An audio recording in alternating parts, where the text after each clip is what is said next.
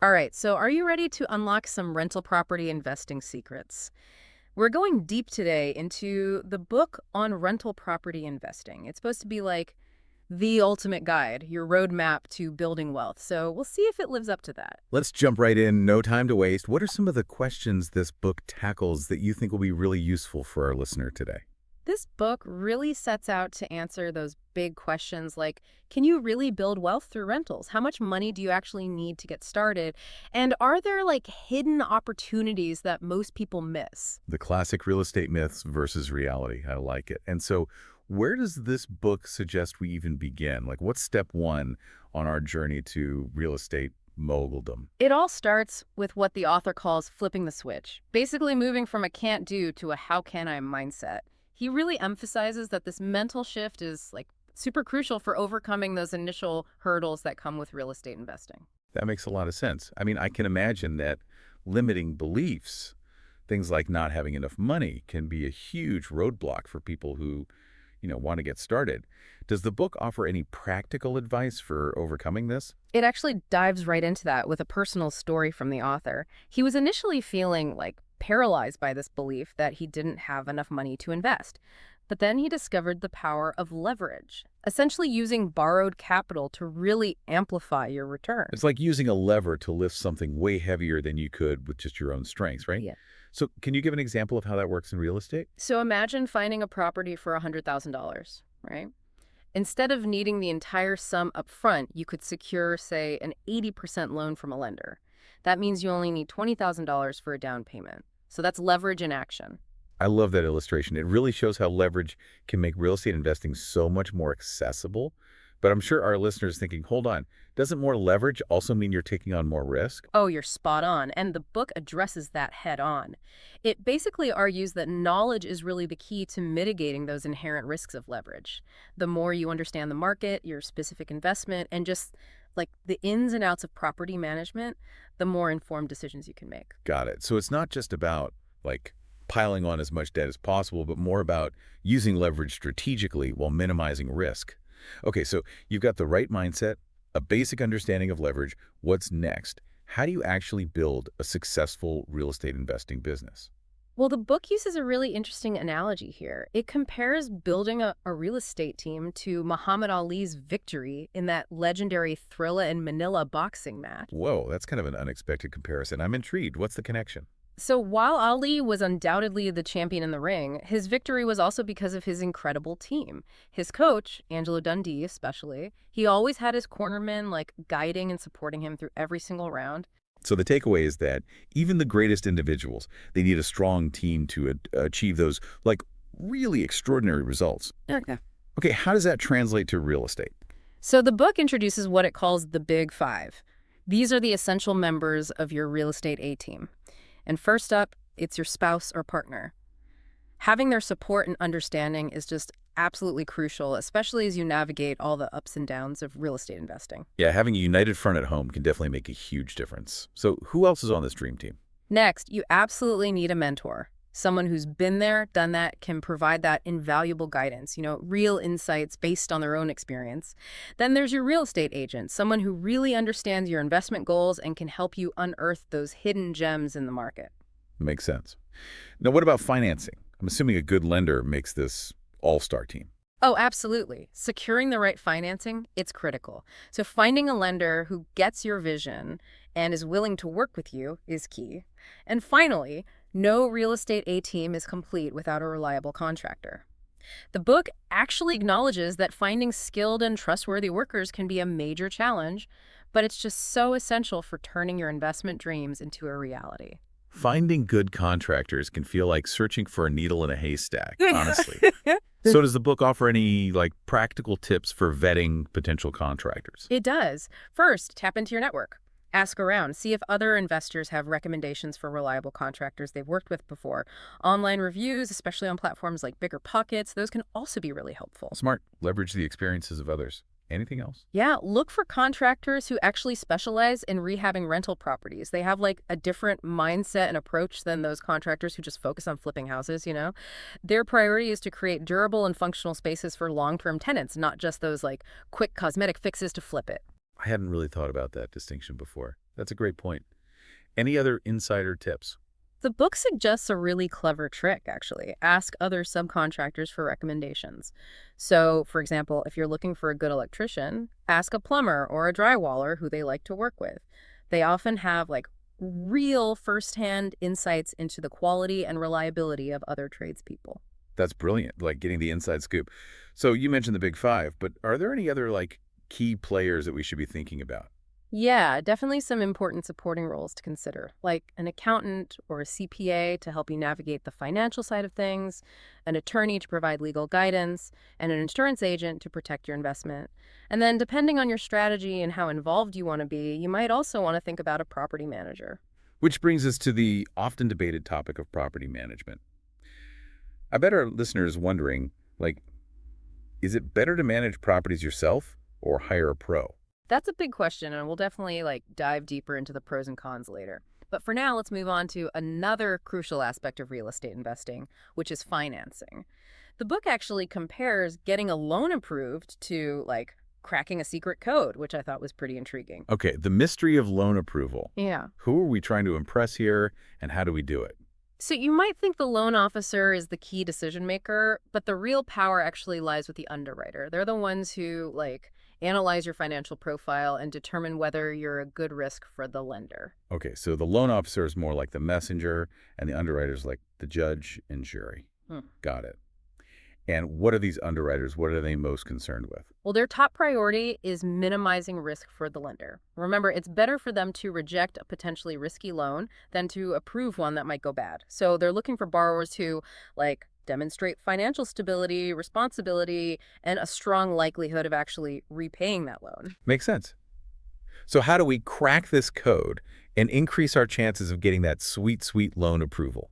The book outlines a few actionable steps you can take. First, build relationships with local banks. Establishing that trust and rapport before you even need to borrow money can really go a long way. It's like building a safety net. What else can we do to up our chances? Focus on boosting that credit score. Pay your bills on time, reduce your credit card debt, and just regularly monitor your credit report. Lenders see a high credit score as a sign of financial responsibility, right? Also, managing your debt-to-income ratio. Lenders want to see that you can comfortably handle your existing financial obligations before taking on more debt. It's not just about a good income. It's about demonstrating that you're responsible with your money. Okay, anything else? Having a stable employment history is another key factor. Lenders definitely prefer borrowers with consistent income. Again, it indicates a lower risk of default. And of course, having a sizable down payment can significantly increase your chances of getting approved. It shows the lender that you're serious about this and you're willing to put some skin in the game. Exactly. The more you put down, the less risky that loan appears to the lender. Now, the book mentions a mysterious 12-digit code that's crucial for loan approval. I'm not going to spoil the surprise, but let's just say it holds the key to unlocking really favorable loan terms and could potentially save you a ton of money over the life of your loan. Oh, a cliffhanger. Well, I guess our listener will have to dive into the book to uncover the secrets of that 12-digit code. But for now, let's move on to another skill that is just so critical for any real estate investor negotiation. And the book makes this really fascinating comparison between real estate negotiation and Captain Sullenberger's incredible landing of U.S. Airways Flight 1549 on the Hudson River. Oh, the miracle on the Hudson, they call it. Wow, that's a really powerful analogy. So, what parallels does the book draw between Sully's heroic actions and the world of real estate? The book really highlights Sully's years of experience and training. That's what allowed him to stay calm and make those split-second decisions Yeah. under immense pressure. And similarly, successful real estate negotiation requires preparation, knowledge, and the ability to think on your feet. So it's not just about being a smooth talker. It's about having a deep understanding of the market, the property, and your own investment goals. So what are some tips that the book offers for mastering the art of negotiation? One thing the book emphasizes is that a counteroffer from a seller isn't actually a rejection. It's more of an invitation to, keep negotiating. It's an opportunity to find a win-win where both parties feel good about the deal. That's a great way to reframe the counteroffer process. Instead of looking at it as this adversarial back and forth, it's a more collaborative effort to find an outcome that works for everyone. Right. What are some of the key areas that are typically negotiable in a contract? Of course, you've got the purchase price, that's the most obvious, but you can also negotiate things like closing costs, repairs, credits for those repairs, and even the possession date. So it's about understanding those nuances of the contract and being willing to explore different options. So it's more than just like haggling over the price. It's about using all the different levers within the contract to your advantage. What other negotiation tips does the book have? Preparation is key. Go into the negotiation with a clear understanding of your goals, your budget, and most importantly, your walkaway point. Know your limits and be willing to walk away if the deal just doesn't make sense for you. And like we learned from Captain Sully, staying calm under pressure is so important. It's easy to get caught up in the emotions of the negotiation, but keeping a level head and avoiding those like impulsive decisions will serve you well. The book also highlights the importance of really listening to the seller, understanding their motivations and their concerns. It's about building that rapport, finding that common ground, remembering that you're not adversaries, but like potential partners in this transaction.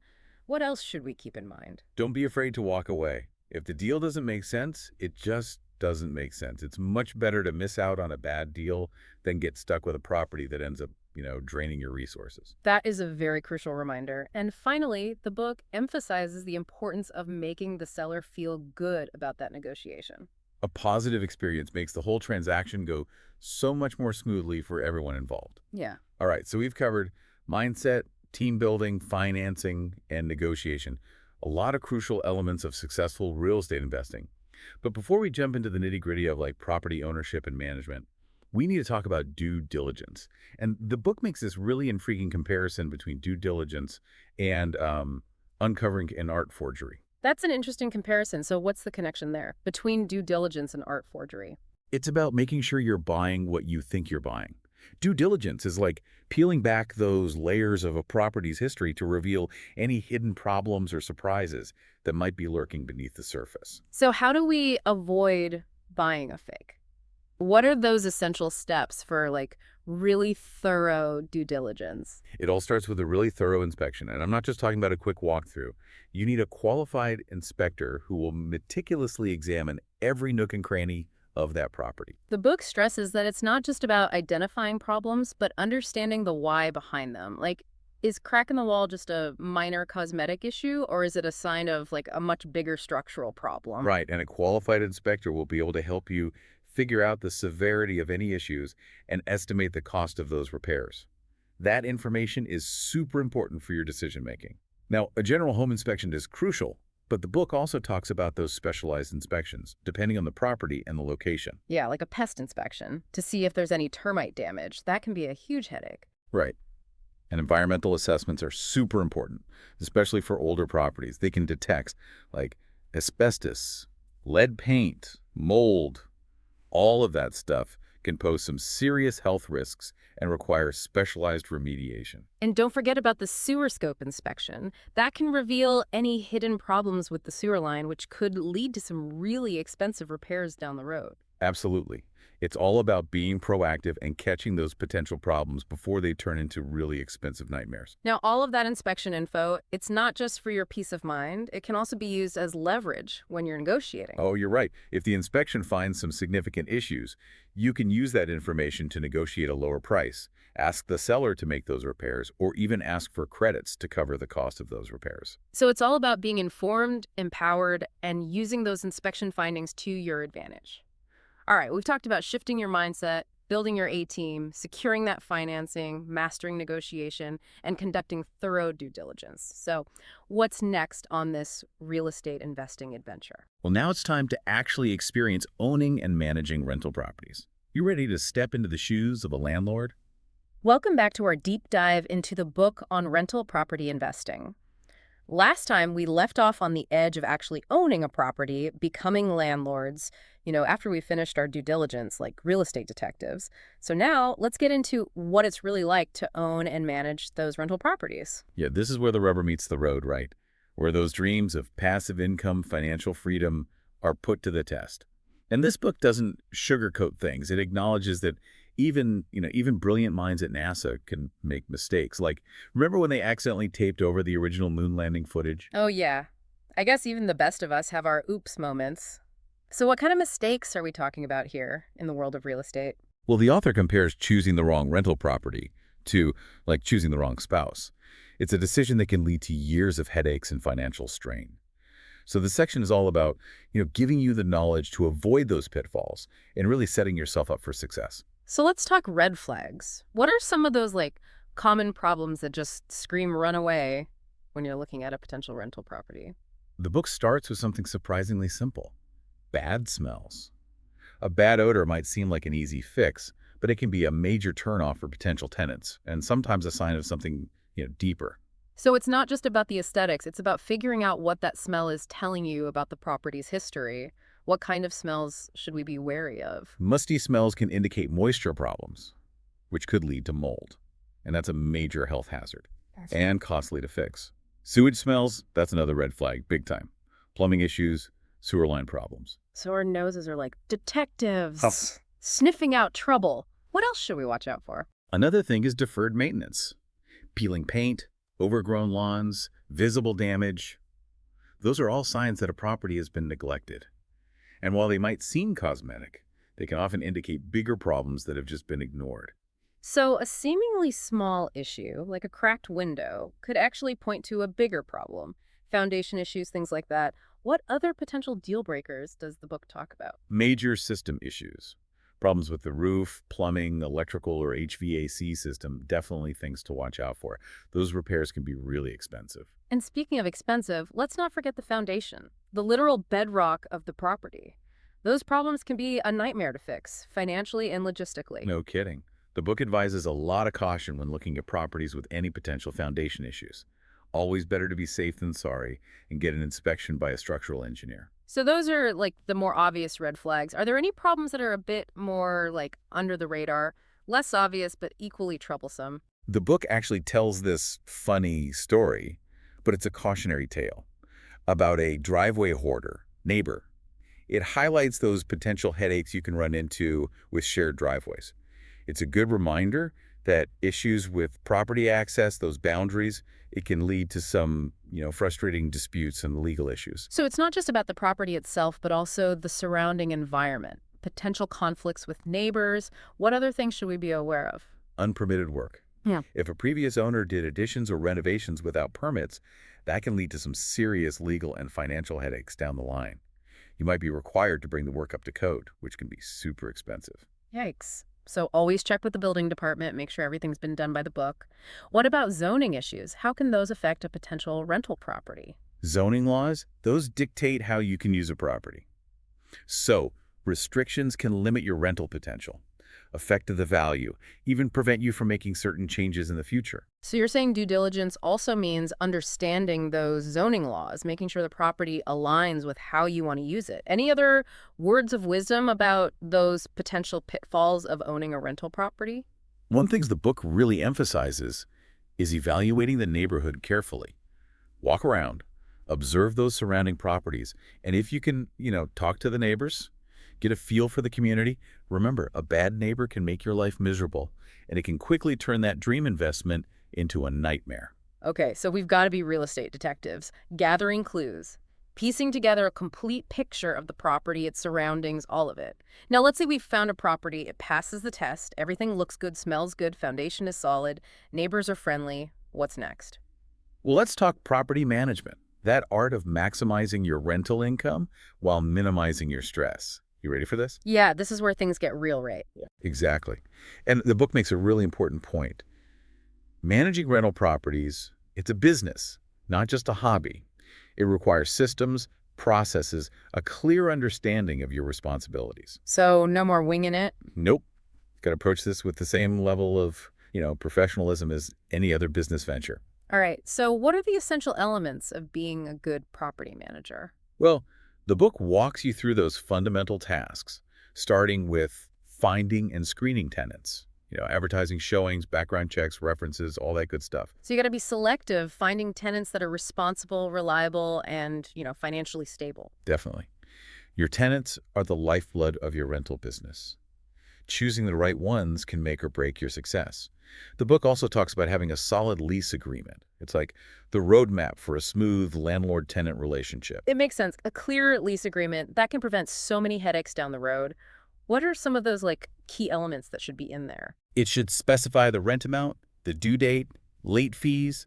It should outline who's responsible for what in terms of maintenance and repairs, and things like pet policies, guests, noise restrictions. Setting those expectations up front is so important. So once you have tenants in place, what are some of those ongoing tasks you're looking at? Well, collecting rent, obviously. The book talks about setting up a really clear, consistent process and how to handle those late payments, addressing any issues professionally and promptly. Right, because a missed rent payment, that can really throw off your cash flow. What else is part of that property management umbrella? Property maintenance. That's an ongoing responsibility.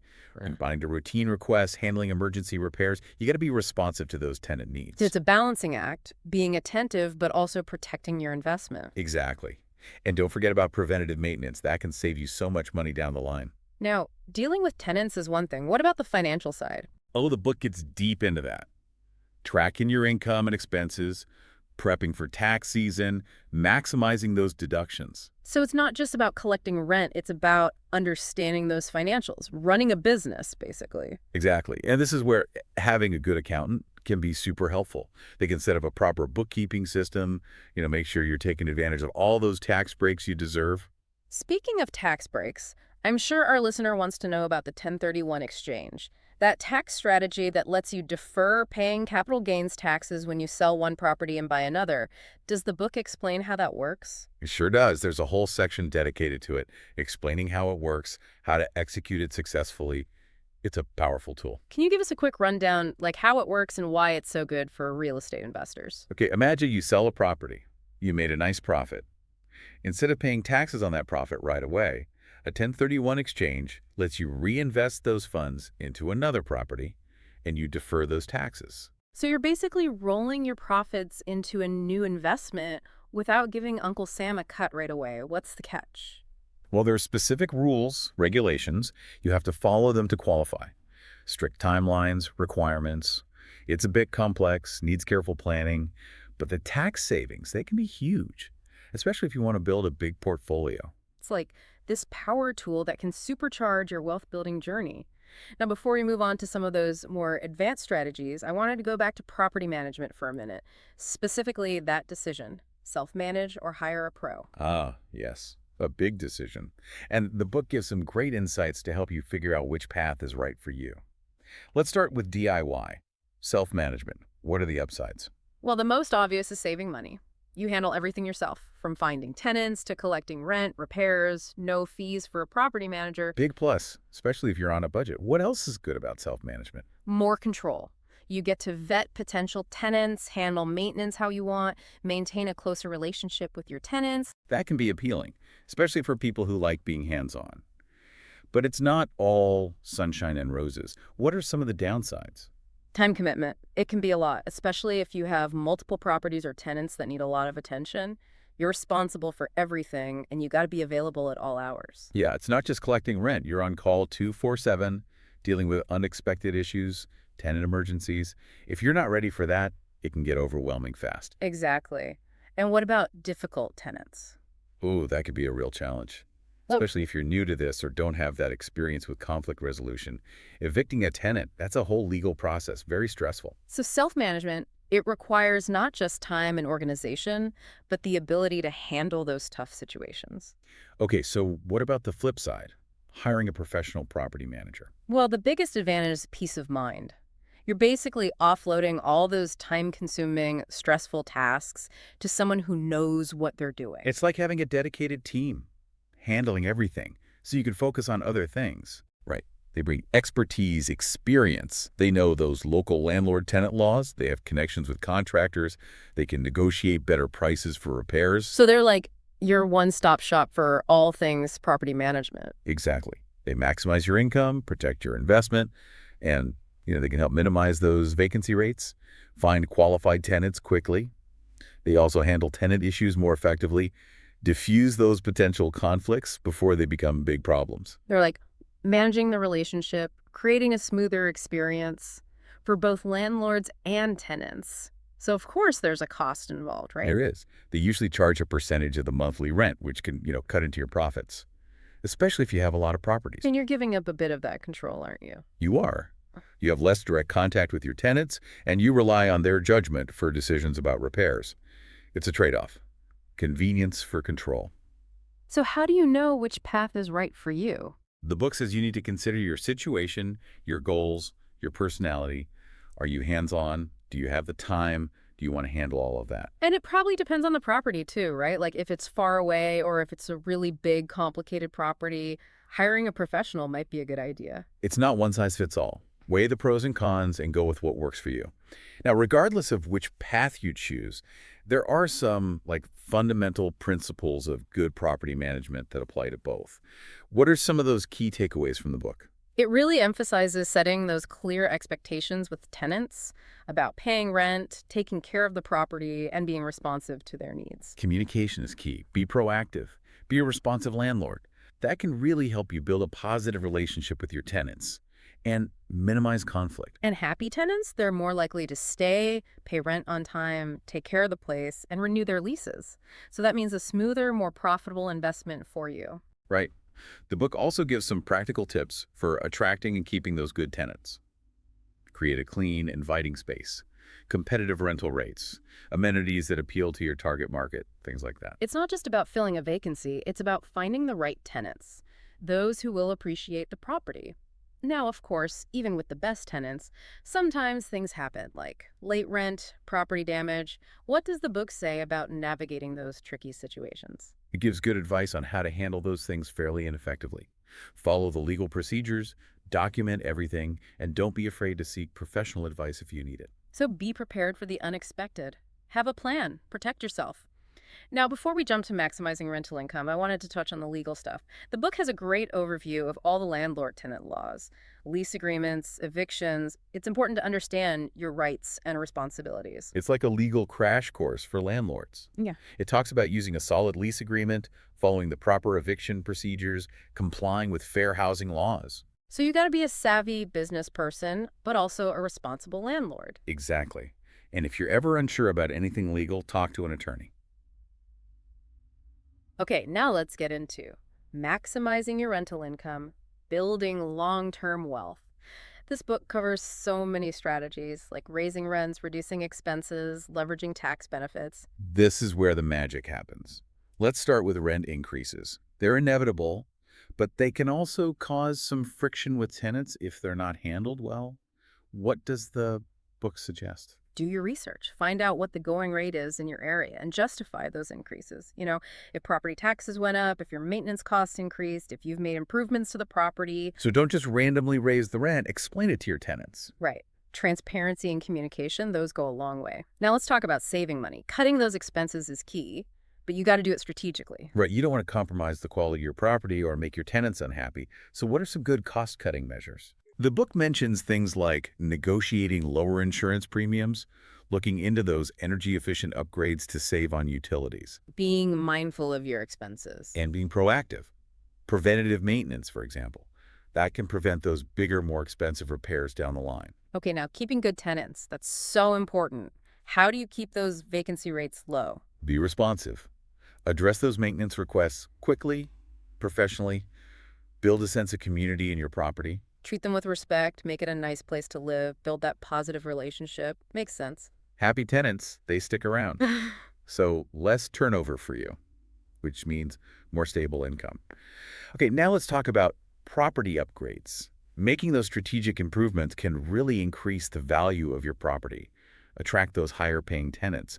What kind of upgrades should we be thinking about? Right, so you want upgrades that will give you a good return on your investment.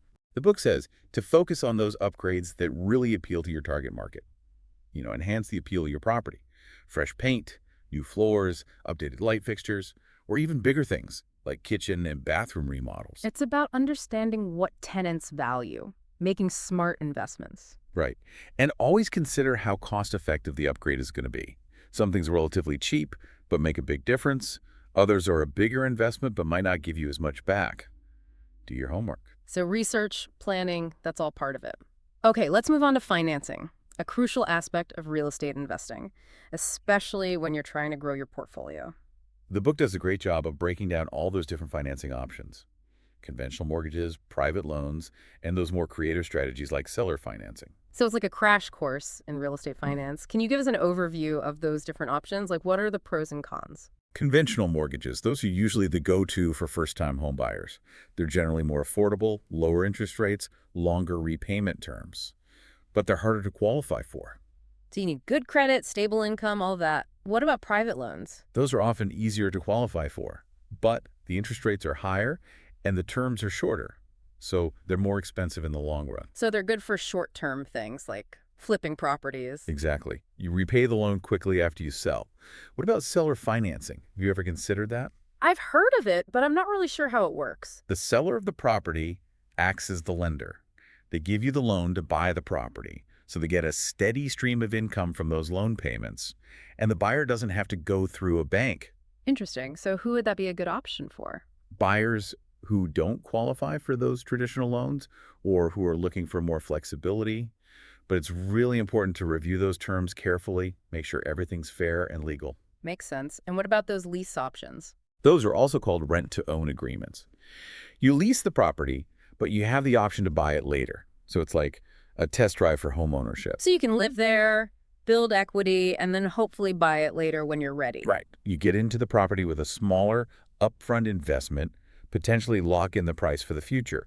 But again, make sure you understand all the details of that agreement. Okay, so it's all about figuring out which financing option fits your needs, your goals, and your financial situation. Exactly. And don't be afraid to get creative.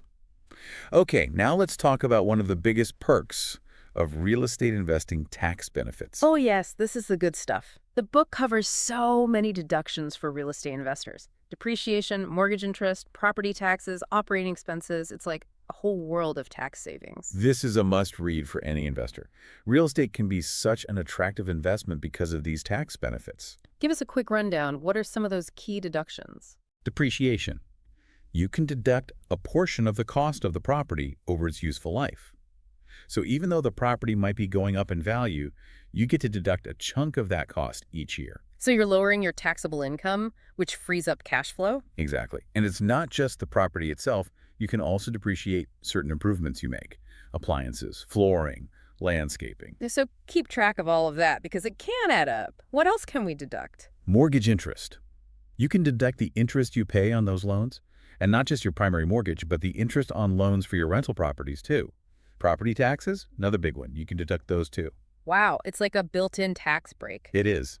And don't forget about all those operating expenses: insurance, repairs, advertising, even property management fees. Keep those receipts. Get yourself a good accountant. They'll make sure you're getting all those deductions you deserve. Now, earlier we talked about the 1031 exchange, that strategy for deferring capital gains taxes. Can we dig into that a little more? Definitely. It's a powerful strategy, but there are a lot of rules. Like, you have to find a like-kind property to exchange into. It has to be a similar type of property. So you can't trade your rental for a boat. Okay, so it has to be another investment property. Got it. And you have to identify that replacement property within 45 days of selling your old property. And then you have to actually buy it within 180 days. Wow, so there's a lot of pressure to find that new property quickly. There is. That's why it's so important to work with a qualified intermediary. They'll help you navigate all of that. Now, have you heard of cost segregation? It's another tax saving strategy the book talks about. I don't think so. What is that? It's a way to, like, break down the purchase price of a property. You allocate it to different components like the land, the building, personal property. And that can really lower your taxable income, especially in those first few years of ownership. So you're getting bigger deductions sooner. Right. It's a really smart strategy, especially if you've recently bought a property or if you've made some big improvements.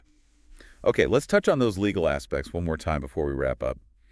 The book really hammers home the importance of knowing your rights and responsibilities as a landlord and working with legal professionals if you need to. This is the stuff that can be a bit overwhelming, especially for new landlords. It is. The book covers everything from leases to evictions to fair housing laws.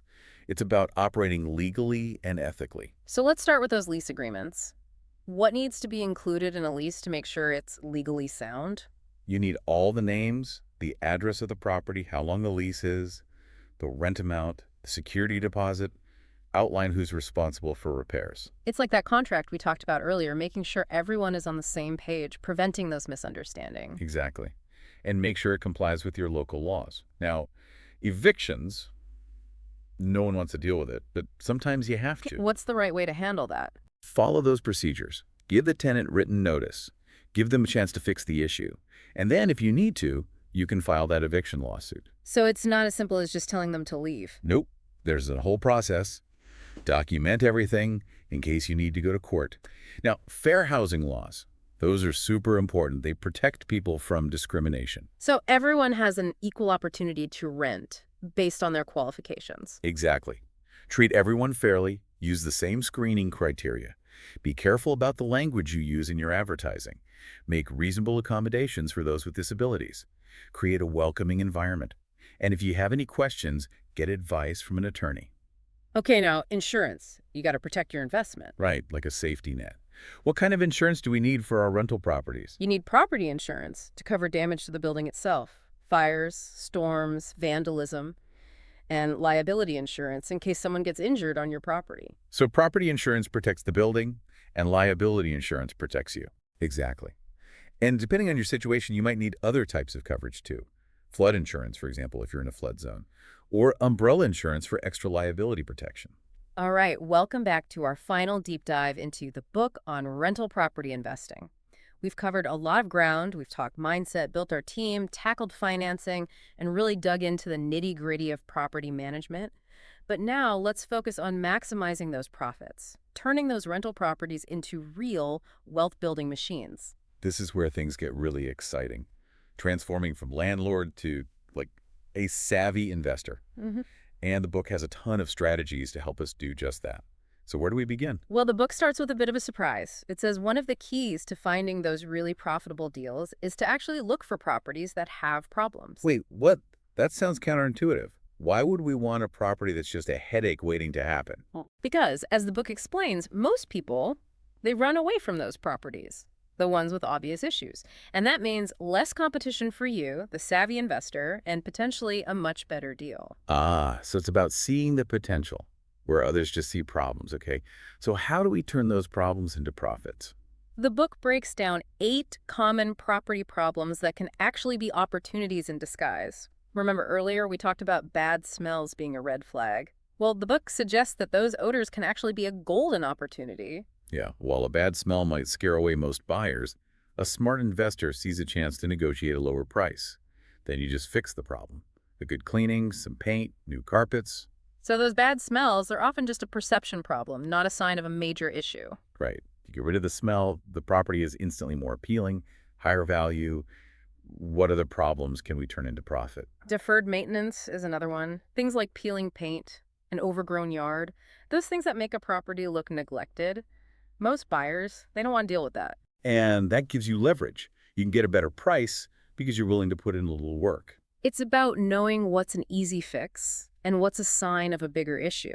And by taking care of those smaller things, you're showing your tenants that you care about keeping the property in good shape. Exactly.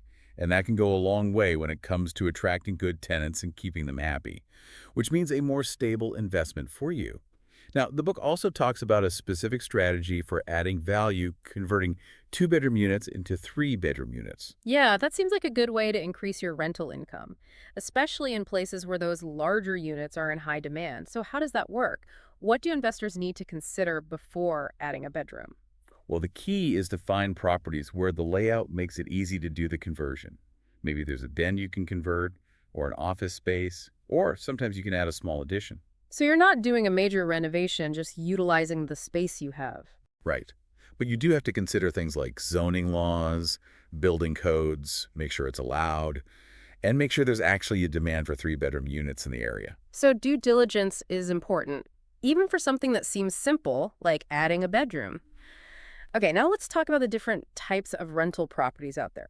The book does a really good job of explaining the pros and cons of each type so you can choose what's right for you. Yeah, it's like a menu of options, different levels of risk, different potential returns, something for everyone. Let's start with single-family homes. Those are popular, especially for new investors. What are the good things and the not-so-good things about investing in those? Well, they're generally easier to understand and manage. They appeal to a lot of tenants, families, people who want more space. So they can be a good option if you don't want to be too hands-on with management. Right. But the downside is that they usually don't generate as much cash flow as, say, multifamily properties, especially in those really expensive markets. So you might not build wealth as quickly with single-family homes. What about multifamily properties? Those duplexes, triplexes, apartment buildings. Those have the potential for more cash flow because you have multiple units, but they are more work to manage, dealing with multiple tenants. So you get more money, but you also get more responsibility. Okay, and what about commercial properties? Now, those are a whole different ballgame. We're talking retail spaces, office buildings. They can be really profitable, but they're also riskier. And you need a lot of knowledge to invest in those successfully. So not for beginners. Definitely not. It's a whole different world. You need to understand those market dynamics, the lease structures, the financials. So the book says know your limits. Right. Stick with what you know. Exactly. Now, once you've figured out what type of property you want, you need to decide where to invest.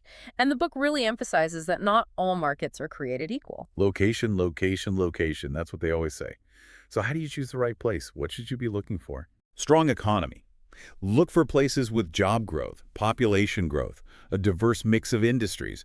Those are signs that there will be a demand for rental properties. So you're looking for places where people are moving to, where there are jobs.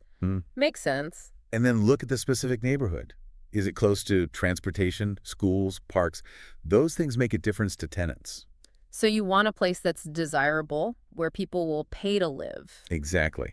And don't forget about the local laws and regulations. Those can impact your bottom line. Right, because different places have different rules about landlords and tenants. So do your research. Always do your research. Okay, now you've got your market. How do you find those great properties? The book says you got to be proactive. Don't just wait for deals to come to you. So how do you go about finding those hidden gems? Network. Talk to other investors, real estate agents. They often know about properties before they're even listed. What about those real estate auctions or foreclosures? Those can be good too. But be careful. Do your research. Know what you're getting into. You could also try direct mail marketing. Send letters to homeowners in your target area. Some of them might be interested in selling, even if they haven't listed their property. So many different strategies. All right, you found a property. It looks good. What's next? Time to crunch the numbers. Make sure it's actually a good deal. So this is where your inner financial analyst comes out to play. Right. The book have a whole framework for evaluating properties, looking at the cash flow, the return on investment, the cap rate. It's all about making sure the numbers make sense for you. So can you give us a quick explanation of those financial terms? What do they mean, and how do you use them to evaluate a property? Okay, cash flow. That's the money you have left over after you pay all your expenses. So you want a positive cash flow. That means you're making money each month. Return on investment, or ROI, is a way to measure how profitable your investment is. Basically, how much money are you making compared to how much you put in? Got it. So a higher ROI is better. Exactly. Then there's the cap rate, or capitalization rate. That compares the property's income to its value. So a higher cap rate usually means a better potential return. Okay, and what about net operating income? I've heard that term before. That's your income minus your operating expenses. So it shows how profitable the property is without taking into account your mortgage payments. Okay, so it's all about understanding those numbers, making sure the property is a good investment. Right. But it's not just about the numbers.